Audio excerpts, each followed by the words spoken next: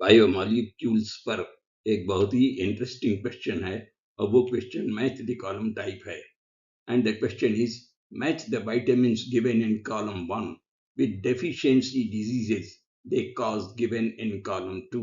तो इस तरह से जैसा कि मैचिंग के क्वेश्चन में होना चाहिए, दो कॉलम्स दिए हुए हैं और ये विटामिन या वाइटामिन से और उस रिस्पेक्टिव डिजीज से संबंधित है।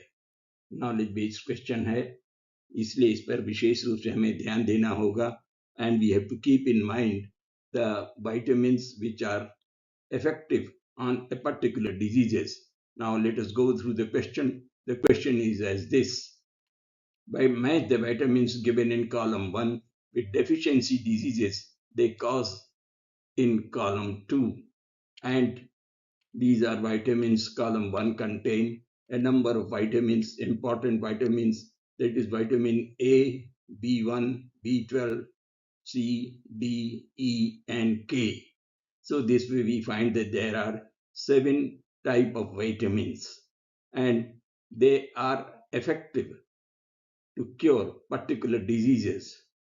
Deficiency of these vitamins cause a number of diseases, right, as represented here from A to I. अब आप देखिए यहाँ पर कॉलम तो विटामिन्स के 7 हैं, आइटम्स हैं, लेकिन यहाँ पर A, B, C, D, E, F, G, H, I 7 से ज्यादा हैं। तो हमको ये ध्यान देना पड़ेगा कि हो सकता है कि एक विटामिन से 2 या 2 से ज्यादा या 1 से ज्यादा डिजीजेस से क्योर हो सकता है, रिलेटेड हों। तो हमें विशेष रूप से इसमें ध्यान देना होगा कि what vitamins are effective with deficiency diseases in column 2। तो ये देखिए यहाँ इस प्रकार से यहाँ दिया हुआ है और हम इसको इस प्रकार से अगर करें तो हम देखते हैं कि vitamin A is related with xerophthalmia. This is also related with night blindness. Night blindness के डिजीज में होता है, इसको यूज करते हैं इसकी कमी से। और विटामिन B1 से बेरी का इफेक्ट होता है और vitamin B12 causes pernicious anemia and vitamin C इस हमको मालूम है कि ब्लीडिंग गम्स में यूज होता है। डेंटिस्ट लोग इसको बहुत ज्यादा प्रेफर करते हैं, देते हैं दवाइयाँ जो कि गम्स को ब्लीडिंग को रोकता है, vitamin C। And vitamin D is used in rickets and not only in rickets, this is used in osteomalacia। ये भी एक तरह की बीमारी है, डेफिशिएंसी है जो कि विटामिन की कमी से हो पाई जाती है। And vitamin E is very well used in muscular weakness। नसों में कमजोरी है तो विटामिन E हम लोग देना पसंद करेंगे।